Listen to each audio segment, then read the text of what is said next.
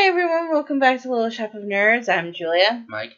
And Soft kitty, we have, right here is Noelle. Chewy is back here behind me. You can't see Chewy. Oh, there he is. is.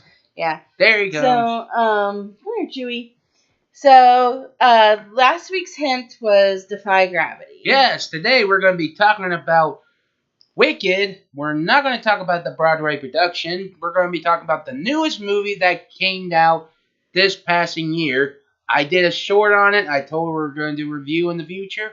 So this is what we're doing now. I didn't get a chance to go into the theaters to see it, so we waited until it came out for for me to actually watch it.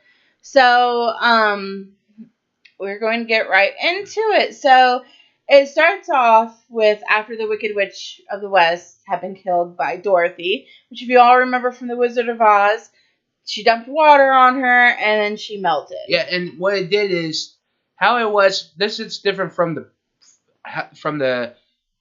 stage play, but it's always going to be different from the stage play. They make the movie a little longer, and they're putting it into two parts. So you're pretty much watching the Act 1 of the Broadway production. Yeah, it was nearly a 3-hour movie. It was 2 hours and 40 minutes. And I will admit I was falling asleep not because it was boring, but because I was tired because I had a big day yesterday. So, yeah, she met the voice actor of Rengoku. Yeah, so yeah, it was fun. But get back on track.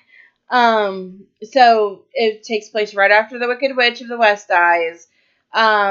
Glinda, the Good Witch, shows up to Munchkinland, I think it is, and is played by Ariana Grande. Yeah. I have some concern. Well, not concerns, but I didn't like her as the Good Witch, and I will get into that a little bit later as we go on. Thank you. So, I didn't even like her as playing her as Glinda. She was too damn dumb. I said we'll get to that. So they sing the song of about how she's gone, everything like that. No one mourns the wicked. That's the song, which is pretty dope, by the way. Yeah, and they just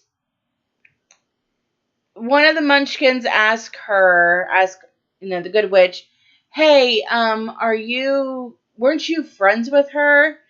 And she basically she's like, yeah, we were friends, and then she starts telling the story. Well, before that, she asks, like, why they're always wicked. Oh, yeah. And they show a glimpse of her father. No, well, technically, the mayor of Munchkinland, but... Or was he governor? Mayor, governor, it's the same thing. Something like that. He was a high official of Munchkinland. And either way, his wife was cheating on pretty much looks like a con man, just a con man giving her a liquid that was green, and here's the thing, you pretty much if you don't know who Elphaba, that's the Wicked Witch of the West, real name is Elphaba. If you don't know who her father, this one was too obvious. I mean, I didn't really figure it out until much later on. Well, okay, so I knew that the guy that excuse me. I knew that the guy that she was cheating on her husband with was her father, but I didn't figure out who her actual father was until the end, towards the end. So, but we'll get into that a little bit later. Yeah, you could tell by the voice. Yeah. So then when she gave birth to Elphaba came out green, but Elphaba also has like magical powers. Well, Elphaba's parents she was basically raised by their nanny, which was a bear. Yeah, and throughout the whole, pretty much, it's just she's pretty much a bear. Yeah, a talking bear. Yeah, and animals talk in the. Which, I mean, we kind of saw that with Oz with the Cowardly Lion. Yeah, but I guess we'll get that into the later reason. So she's raised by the bear, which is her nanny. She's been made fun of by the other kids. She uses her powers against the kids. Always getting blamed for nothing. Yeah, she has a sister that her dad dotes on. He cares more about his other daughter than Alphaba. And it was because actually we'll get into Alphaba's secret a little bit later. Yes. But her sister's in a wheelchair, which we will get into that a little bit later. There. So then they start talking about her friendship with Alphaba and how she met Alphaba. And they met at school. And because Alphaba's sister, was it Nessa? Nessa Rose. Yeah, so Nessa Rose was enrolled into Shiz University. Shiz. And Alphaba was not, but Alphaba showed off her magical powers, and this high-ranking lecturer at the school, Madame Marble, saw her and enrolled her, and then started taking her on as kind of like as I want to say as like an apprentice, but not quite. She was kind of mentoring Alphaba to teach Alphaba how to use her powers. Yeah, but the funny thing, she wasn't going to go to Shiz until Madame Marble saw it, and she was trying to help. Like, her father told her to go help her get settled in, and Alphaba's like, no, she needs to do it on her own. Let her be her. But he's like, no, just do it. So he did it. She did it, and what was it? Won the. She's like the head. I think the head mistress of the school. Not Madame Marble. The big fat chick who was trying. Yeah, but I think she was the head mistress of the school. Well, kinda. Well, yes, in a sort of way, but she kept saying, no, I'll do it. I'm like, and so then she said stop, and she stopped, got her sister away from her and everything like that. Madame Marble saw it, and that's when she made the decision that she was going to enroll Alphaba into Shiz University and put her in the room with Glinda. But Galinda.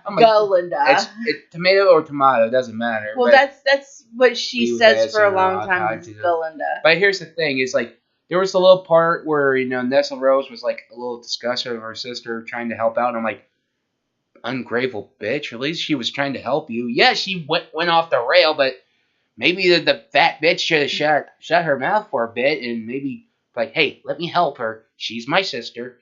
You're new. I didn't want to do this, but I was obligated to do it. Yeah.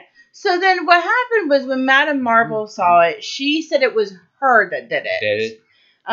So Madame Marble was taking I don't want to say the credit, but she was taking the heat for it, saying, that she had done it. Yeah, you can't blame her, though, because what do you think would be kind of weird?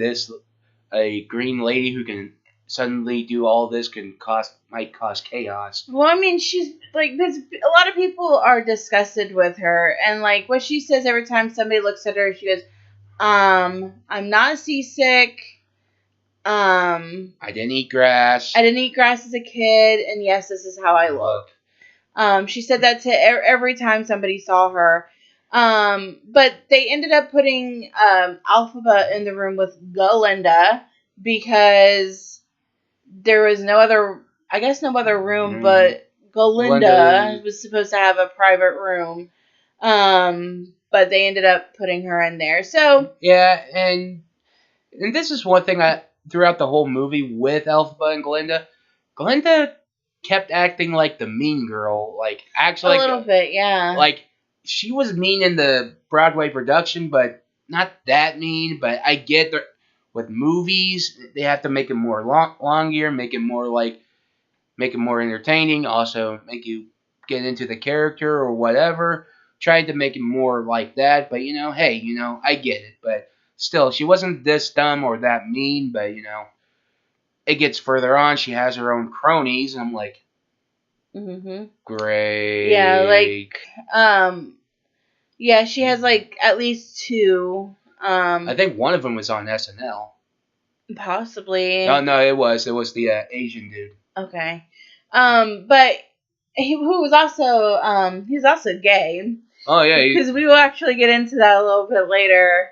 So he So she was a little she's kind of upset that she had to share her room because she was expecting a private suite. Now, Galinda is dumb. Mm-hmm. She reminds me of Barbie. Ariana Grande, yes, she has the voice for it, but the way that Galinda was acted was just Too dumb. way too dumb. It pretty much was like her damn cat character from fucking Nickelodeon, you know, Sam and Cat. Sam and Cat, Yeah, I'm like, she was pretty much that character in blonde hair. Yeah. I'm like, please stop. So as time goes on, so they have a couple of animal professors, and they during the first lesson, during the goat, God, I can't remember his name. Dr. Dillerman. Yeah, Dr. Dillerman. During voiced by Peter Dinklage, by the way. Oh. I know. So anyway, so he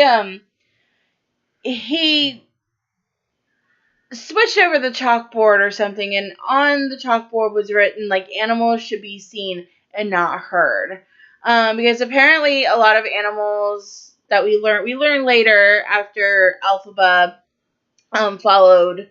I started losing their ability to speak. Yeah, and they're also, I think, getting captured or something like that.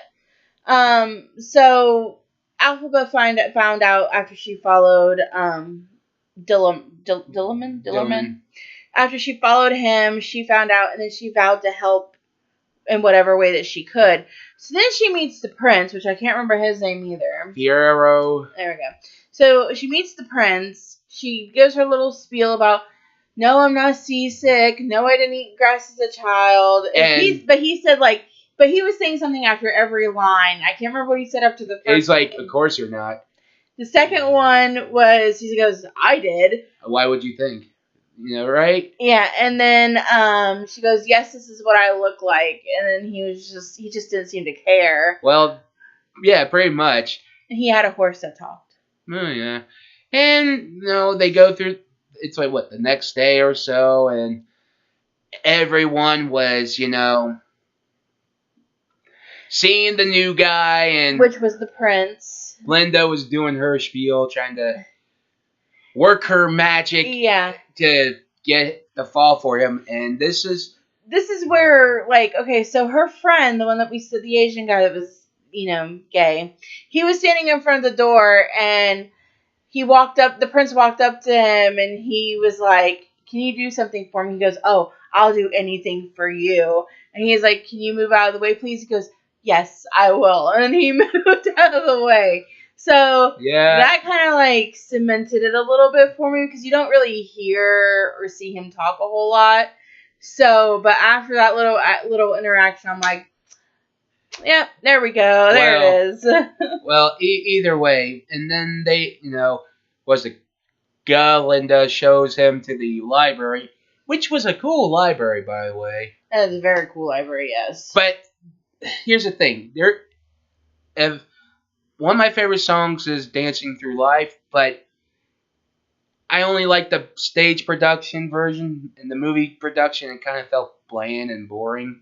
Maybe it was because it wasn't the right song for the actor. I just didn't think that his singing was that. It was great, but it was just I felt like he was singing kind of boring. Now remember, anything is better than Richard Gere. Yes, hell, I'd rather hear Jeff Goldblum sing than Richard Gere. Yeah. So he sees Alphaba again. Yeah. But I don't think he talked to her. Well, no, because they were gonna have a party or something at the Oz Does Ballroom. Yeah, and there is this one guy, Munchkin, who's in love with Glinda. Named Bach. But she kind of manipulated him into asking Nessa Rose out, and this is the one they did this in the stage production, but like I said, this felt more mean in the movie than in the actual stage production, and I'm like, damn, that's fucked up. Yeah. So then we cut to like the ball. which looks pretty dope. Yeah, and Alphaba shows up wearing like the wizard hat that Glinda had given her. Well, I guess her grandmother had given her the hat, and then she gave it to Alphaba. I guess because she didn't want it. I must have missed why she gave it to her. Because it was ugly. Ugly, okay. But here's the thing: it Being a mean girl. Pretty much, it looked fine to me. It's like, yeah. Hey, a hat from your grandma, you made it. I'm like, hell, I wear a scarf and my grandmother's made it. So she showed up. Alphaba showed up at the ball, and I think she was kind of dancing by herself. But then Galinda went down and started dancing with her. And that's when they kind of like became friends. Yeah, and they talked, and we're getting to the secrets now. Yeah. I can't remember what Galinda's secret was. Oh yeah, she was gonna marry the prince. He just didn't know it yet. Yeah, and I'm like, wow, that sounds like every problematic woman who sees a hot guy. Yeah. So then Alphaba's secret was that it was her fault that her sister was in a wheelchair because since she came out green, her mother was eating or drinking milkweed, which caused her sister to come early, and their mother to die. Mm-hmm. And it messed with Nessa Rose's legs. And so she blamed herself for that. And I think her father blames her for everything, though she didn't do shit. Yeah. So, I mean, it's not her fault that she came out green. That's her mom's fault for, sleeping with another man. Skank. So, they're friends.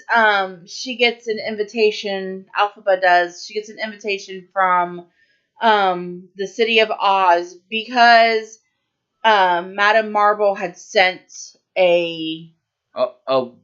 Before that. Oh yeah, the before that it was the animal thing. Yeah, it was Dr. Dillman was getting fired. The guards from Oz take him, and they had a little cage of.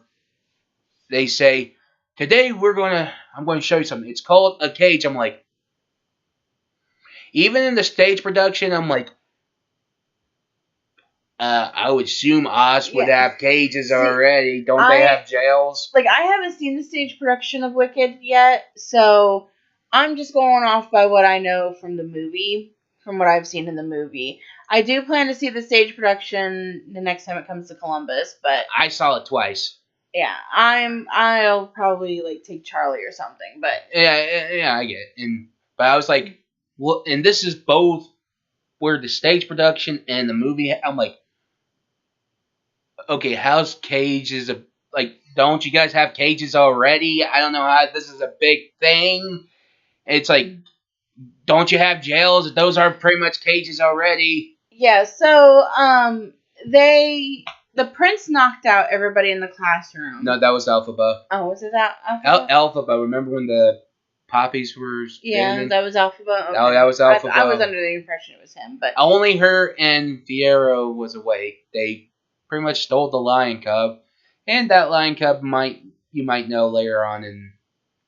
Did that turn out to be the Cowardly Lion? Aww. You'll find out later, and if they put the C in for the second part, because there's a little song called the Witch Hunters or whatever it's called. Mm-hmm. You'll find out sooner on. Okay, so they release the lion cub, then they get They sing the song. She sings the song "I'm Not That Girl." Pretty much saying Fiyero is going to want a girl like Linda. Yeah, because she was falling in love with the prince. I think the prince is also starting to fall in love with her as well. I think it's because he actually challenges him. Yeah, but so they she gets the letter from the city of Oz to go visit. She takes Galinda with her. Well, at this point, no. As she's waiting for the train, Galinda finally decided to change her name to Glinda because that's what Dr. Delamain called her because she noticed that Alphaba and the prince were both kind of like into the same thing, which was saving the animals. Yeah. And then that's when Nessa Rose found out that the guy that she was dating was not interested in her, that he was interested in Glinda. Well, turns out she does not know that until the second half of the. But I mean, she kind of made it a little obvious that because she turned away from them when she saw the way that he was looking at Glinda. Yeah, pretty much, and you'll find out later on. But either way, we get to the train comes, and the train looks awesome, by the way. Yeah, and she takes Glinda with her to the city of Oz. And I'm like, how long was that train ride? And I was like, looks short. And I'm like, they could have just walked there. Mm-hmm. And I'm like, well, I mean, this was before the Yellow Brick Road. Well, either way, it was like they get there, they had the song One Short Day, and the Emerald City looked pretty nice too. Mm-hmm. Nice festival. Yeah. And then they met Oz, the wizard. Then you see the monkeys. You see the monkeys, and I'm like, so these are the flying monkeys without their wings. And I was like looking at the monkeys, I'm like, they look like chimps than monkeys, because don't monkeys have tails? Didn't they have tails? I don't think they did. I think they might have. Because I don't remember now. Because I do know chimps don't have tails. I don't know. Anyways, so these are the flying monkeys without the wings. Yep. Which we will get into that in a minute. But then they meet the wizard, and they sing a song, and this is kind of where it cements for me that the wizard is Alphaba's father. Yes. She does not know, though. Well, I kind of knew because of the voice, because the beginning you hear the con man who's fucking Alphaba's mom.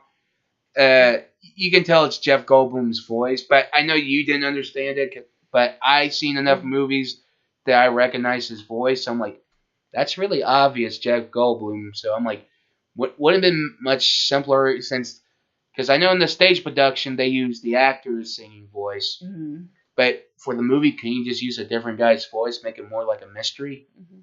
So, but anyway,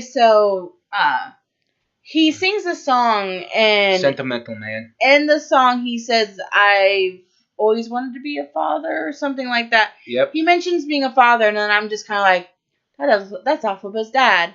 But I kind of had like my suspicions after they first met him. So then Madame Marble shows up. But yeah, have you ever realized the Wizard of Oz sounded like he was not always there? He was like, oh yeah, I know that's Jeff Goldblum, but I was like, is he high right now or what? So, Madame Marble shows up. I think I can't remember if it was before or after, the wizard tells Alphaba he wants her to stay in Oz with him. I think it was. And he was showing her like this little model that he had built of Oz. Yes, and they're going through different colors of the brick road, and and Glinda's like, hey, go back one. Then they used the yellow because it felt more like a road. I'm like, okay. Yeah, so, okay, well, if you look at it, everyone pissed in the street a lot, so why not? Yeah, so, excuse me. So they, she's looking at this little figure that he had made of Alphaba, and she goes, she's green. And he goes, we can change that if that's what your heart desires. And she said no, that her heart desires was to help the animals. And so then Madame Marble's there. Like I said, I can't remember if she showed up before or after that. I think it was after. And then they talk about this book, the Grimmery. But this is what I like about it, how it's different from this. Because the stage production looks like a normal book. But how the movie looks, it's like, it looks like a triangle and it unfolds. It looks like a diamond. I'm like, I kind of like this. I like it. It looks much better, much cooler. So she was able to do a spell from it, with can't read the language, but she was able to. Mhm. And then this is how the flying monkeys got their wings. Alphaba gave them the wings. Yep, and it And like she felt so bad because they were in pain. yep. And she didn't want that. So, she actually, so she steals the Grimmery, and her and Glinda, or no, she runs off. Um, Madame Marvel here, she shows that she's kind of a villain. Yep. And she tells Glinda to go get her or Bring her back. But before that, the reason why they wanted the monkeys to have wings was for spying. for spying, because turns out, I think why it was because the animals are losing their ability to speak is because they know they can protest against certain threats like the wizard. Yeah, so there's resistance groups um for the animals, where they're trying to protest and whatever. And the flying monkeys was going to do the spying on them to find out where they were and stuff like that. And of course, Alphaba did not like that because she cares about the animals. So, but she runs away with the Grimmery. Glinda was tasked to get her. They find her. They're running off, or they're trying to run away together. So they try to use the balloon that the wizard came in on, but it didn't work out. They closed the tower hatch. Yeah. And they got into this little room, and Elphaba did a spell and to make herself to have wings to fly.